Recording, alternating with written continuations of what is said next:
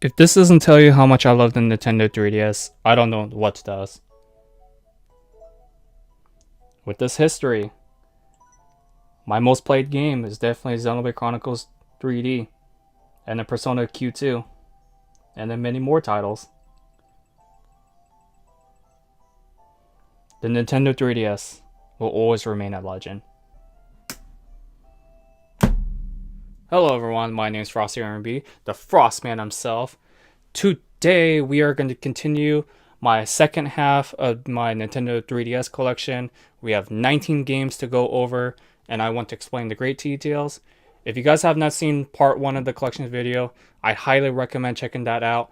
Links will be provided down below in the channel description box, so stay tuned. Alrighty, so let's go ahead and start the video collection of part 2 with Luigi's Mansion for the 3DS. This game can be played on the original 3DS lineups. However, the frame rate is really terrible. And not only that, this is a late 3DS release as well. So it's a GameCube port. Very impressive port, by the way. I may actually prefer this port over the GameCube. The only advantage the GameCube has for myself, though, is the controls. But they added a lot of great new content in this game, and Gooigi is surprisingly introduced in this version, which, alright, I mean, there's multiplayer, but it doesn't sound as great on paper than it actually shows on the game, actually. So, I would highly recommend playing this version. Play with an open mind and then go back to the GameCube version. It may actually help the player appreciate the GameCube version a bit more, but I did love what they did for the changes to this. And not only that, the best advantage of this game that it has over the GameCube version, though, is that you can refight the Portrait Ghost for Platinum ranking or even Gold ranking. And that is something I really do appreciate, because the bosses in this game are actually one of my more favorable parts in the Luigi's Mansion series. So, excellent port, highly recommended. And then we have Dark Moon. Also in Europe and PAL regions, they call it Luigi's Mansion 2. So technically, this is a sequel to the first game that I mentioned before. Honestly, this is a very different formality of what they did. Was this is a very linear mission tradition based kind of game. Ranking system does not mean jack in this game. Like, you can try to get 3 stars on every mission, but the formula doesn't make any sense. So this was actually the very first 3DS game I played when I got back into gaming. But other than that, though, fantastic game. It is my least favorite, but I did really enjoy playing through it. I'm actually considering playing this game again, actually, for 100% completion. So, really fantastic game. Mario Kart 7. If you guys have not got your driver's license and still need some kind of way to give you some simulation in the pandemic, Mario Kart's a great simulation. Jokes aside, don't throw bananas on the road. No one likes that. But Mario Kart 7, it introduced a lot more on like courses that are more segmented rather than actual full-on laps around the tracks. And I did feel like that was the best part of this game. I mean, you guys remember the island in the Nintendo Wii Sports Resort kind of thing? It was like Wakaha Islands or something. That course is actually in this game, and I really love that course. But they also introduced the Lucky 7, which was rebranded to the Lucky 8 and Mario Kart 8 for the Wii U and the Switch. But this is an alright game. I just feel like this has really great courses, though. So Mario Kart 7, dirt cheap, great distraction. Highly recommend it. Mario and Luigi Dream Team. Unfortunately, this is the only Mario and Luigi game I have on the 3DS. This, I feel like, is the hardest one in the entire series.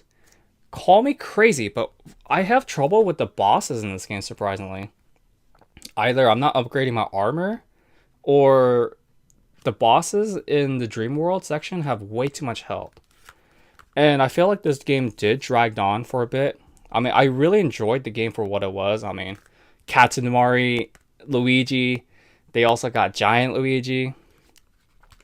Other than that, though, great humor, Very interesting Superstar Saga reference, which I won't spoil if you guys have never played that game. But other than that, though, I finished it. I enjoyed it. I had to take a break from it because it felt like it was dragging. But once I got back into it, I had a fresh brain, wanted to finish it, and I'm glad I did. Metal Gear Solid 3D Snake Eater. Okay, jokes aside, though, I enjoyed Metal Gear Solid 3 Snake Eater a lot more on the PS Vita due to the fact that this version is not only piss easy, but the main takeaway that kind of really bothered me about this version was the frame rates. This game looks really great, do not get me wrong, but the frame rate, man, even on when you play it on the new Nintendo 3DS or 2DS XL, the frame rate's not that good. So I don't really recommend this port unless you don't want to buy any Sony consoles or handhelds for that matter. Then maybe I could recommend this, but hey, it has Yoshi as a reference, I guess. So that's a pretty cool thing to have. Metroid Samus Returns. A remake and a reamp of Metroid 2 for the Game Boy. Honestly, I still need to finish this game. I have finished the original one, and that version is really difficult. This one, not only did Nintendo shut down the AM2R project, which this game was going to be about, because AM2R is a fan-made project of the original Metroid 2, but because AM2R, I consider that game to be way more superior, despite it being a fan-made game, than this. Nintendo didn't want people be playing that version, fan-made version, because they wanted to drive sales for this game. But it's a great game nonetheless. I just haven't found motivation to playing this game again, because I keep getting distracted with a lot of JRPG games. So other than that, though, if you have never played a Metroid game, I could definitely recommend this game as a starting point.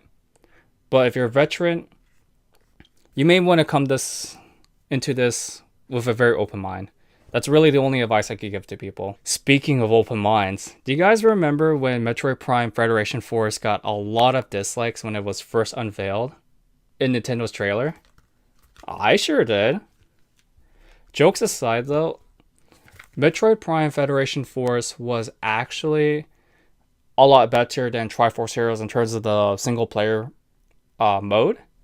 But I still find this game pretty boring in single player mode. Like, you really have to play this multiplayer to get the full enjoyment. So this is most likely going to be sold pretty soon, actually. But hey, as a bonus game, you get Blast Ball, so I guess that's cool. But I don't like what they did with the ending of this game.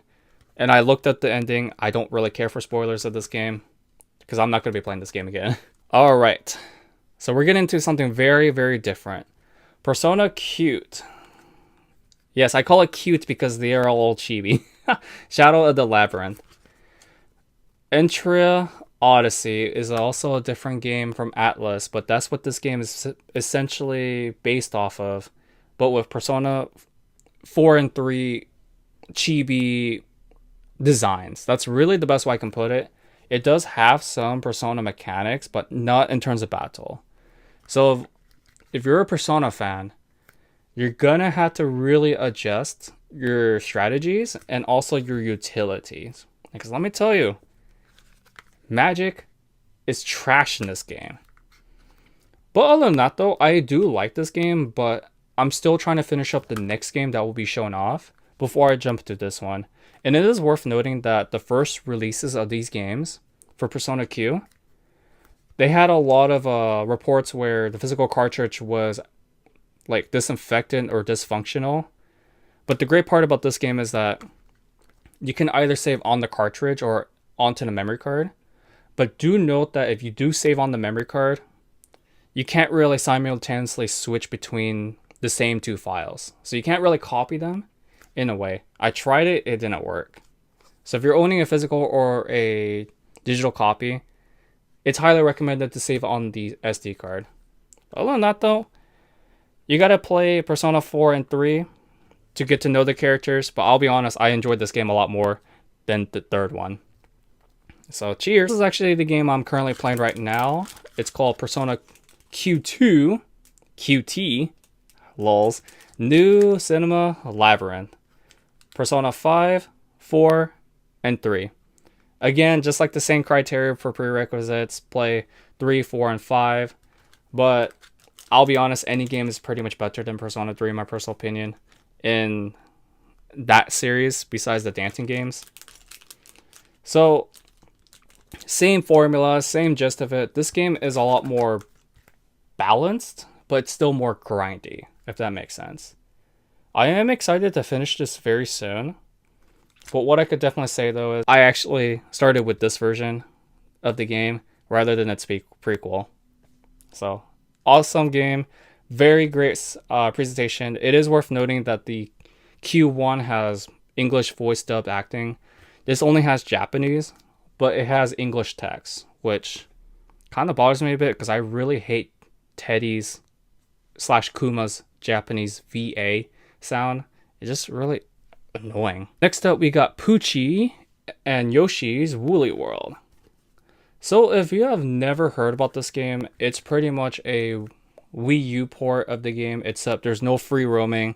They replaced the free roaming of the level select screen with a linear passageway, but that didn't really bother me as much. The only new rendition that I know they added was they have these like Poochie mini games where it's like kind of like a run kind of thing, and you just collect beats for like bonuses. Finished it. Amazing art style. Goodfield was the artist that actually helped design this game. Same story with Kirby's Extra Epic Yarn, but this game is so much better than Extra Epic Yarn in my personal opinion. And not only that, if you still have your amiibos lying around, definitely take advantage of those, because the designs on the Yoshi wools are really great. So, best Yoshi platformer on the Nintendo 3DS. Project Cross Zone 2.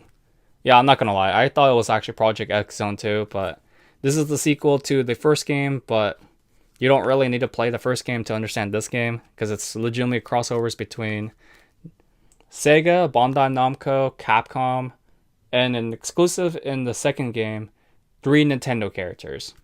I only got this game because of Fiora, but because of this game and how crossovers work well with advertising, I got into way more into Bandai Namco and Capcom franchises. Phoenix Wright, Tales games, those are definitely the 2 series that got me introduced from this game. And I don't regret it either, because, well, those series are great. This is a very repetitive game. Only highly recommend playing this game in short bursts. It's pretty much just a tactical JRPG with very unique fighting mechanics. So it's like when you engage into a battle, you engage in fights, kind of like, not really turn-based, but like Streets of Rage, Street Fighter kind of deal. That's the best way I can describe this game. Not really for everyone, but if you're a fan of at least 2 of these series, I would definitely recommend trying the second one out. I'm not sure if the first one is worth going back to, though. I wouldn't know, because I never tried the first one. So that's Project Cross Zone 2. Star Fox 3D. I know it says Star Fox 64 3D, but whenever people talk about Star Fox, let's be honest, they usually mean Star Fox 64. I mean, come on, it's kind of a giveaway, actually. So what the 3DS version does is that once you clear the story mode, you're able to do time attack or score attack and select any level you wish and play that level. And I know Star Fox 64 is a very short game, but my biggest criticism for the original game was that the only level I really just want to play and chill down with is Zonus. Beautiful, toxic Walter level, by the way. That was my major complaint, but now the 3DS version, they fixed it. And whenever I just feel like chilling down for maybe 2 to 3 minutes, Zonus is the level I go to, and I don't regret it. So, the most superior version, in my personal opinion. But hey, Star Fox has always been well known for its quotes. This is no exception. Super Mario 3D Land. Honestly, this was really just made to create hype for new Super Mario 3D World. I don't know why I keep saying new, but they're new to me. So Super Mario 3D Land uses the 3D very, very well. It's pretty much a linear 3D Mario game. But I will definitely say though, this is the weakest one in my personal opinion. It did brought back the Tanuki suit from Super Mario Bros. 3. But 100% of this game was so tedious. Like, the main game is really great. But then when the player enters through post game and collecting all the collectibles and finishing up all the levels with golden pools, that got tedious and I feel like that was very boring. Great starting point, just like any other Mario game, but not fun to 100% complete. Alright, which one of you weebs mains Yoshi? Myself. With Ness and Shulk, along those ways. Smash Brothers for the Nintendo 3DS, which most people just call it Smash 4. So, this was only really made to create hype for Smash for the Wii U, also known as Smash 4 Superior version. I will definitely say though, both games are very floaty. It's kind of hard to go back to playing these games after Ultimate came out. But what I will definitely say though is, you gotta, if you're going pro on this game and going hardcore for competitive scenes, please be careful of your circle pros, your circle pads as well. This doesn't matter which control stick you're using. I've seen people break their circles, try to buy a circle pad pro, or you replace it with that and then end up breaking it again. It's made to be very casual, but it's so fast paced to the point where it's hard to be casual, if that makes sense. So that's Smash 4 for the 3DS. Tales of Abyss. I can't really say much about this one other than it's a Tales game, action JRPG, and that's really all to say. I heard that this one's really good, but I don't care for story, so I don't know how that's going to resonate with me. I will go back into this game eventually. I've only played about an hour's worth, but this originally came out on the PS2 and then it got ported to the Nintendo 3DS. That goes to show you that Nintendo 3DS can run a lot of great games. So I will report back next year if I ever finish this. We got the Ultimate NES Remix. Now, I think the Wii U version is the more superior version of this game. But what this game is just, think of it as like WarioWare, but with like NES classic games for like challenges. That's really the best way I can put it. It has the great classics, so if you're a huge Nintendo fan, I would highly recommend this game. And I think this game's one of the cheapest games on the Nintendo 3DS as well. So, highly recommend it. But the one game I definitely recommend for anyone to play is the WarioWare Gold. Another game that was late released for the Nintendo 3DS. But every time, I always need to like rest up for like 10 or 20 minutes. I got some time to kill. I always go back to this game. It's a very, very good pick up and play kind of game. So you'll have what these things are called micro games, which last about 5 to 7 seconds in each minigame segmentation. It's phenomenon. I mean, they reuse a lot of the micro games from the previous entries, but it does it so well. And I really wish I could stream this game, but 3DS capture cards are way too expensive. So if you're someone who has a very busy schedule, college student, or just want to play a game, very short sessions, highly recommend this game. And not only that, the jokes in this game are really something. Next up, we have the only new Nintendo 3DS game I have. I know Fire Emblem Warriors is a exclusive new Nintendo 3DS game. This is a Wii port of Xenoblade Chronicles 3D. I will definitely say this right now, ladies and gentlemen. I prefer this version over the Wii version, but neither version even comes close to the Switch version. So this was the game edition that I first finished the game. It's just an action JRPG game with MMO elements, and let me tell you, it's fantastic. Great game play, great OST, great character interactions. Story is like your typical anime trope, but because I don't care for story, That doesn't matter to me. But what this 3DS game is very exclusive for is the jukebox and the coin system, where you could buy back like modals, soundtracks, those kind of things. It's amazing. I'm surprised the definitive edition for the Switch didn't have that, but nonetheless, I'm still going to keep this version. Fantastic. And it's a huge game too. I think it took me, I think 65 to 70 hours to finish this on my first playthrough. Phenomenal game. Masterpiece. Go out and get it now. Especially if you own this Nintendo Switch, like I know most people do, play the DE version and buy that. And if you really love DE version, this is a harder version of DE. So go ahead and check it out. And then unfortunately, a lot of people are going to be disappointed. The last game in my entire 3DS collection is Yoshi's New Island. A lot of people complain about this game. Honestly, you have to play this game with a very open mind. I personally think this game is a lot better than Yoshi's Island DS, because this game is a lot more balanced when it comes to 100% completion. But in terms of the fair criticisms it gets, like terrible OST, you could shut off the OST, play some new Yoshi Island remixes on YouTube. They're great. But otherwise, other than that though, the only thing that's unique about this one is they have like these giant enemies and Yoshi can just like eat them and he poops out a giant egg, which that can't be good for his digestive system. But this is Nintendo we're talking about. It was okay. It's not my favorite. I do prefer Yoshi's Island for the Super Nintendo and Yoshi's Story over this one. In terms of quality gameplay though, I'd say it's more tied to Yoshi's Crafted World for the Switch.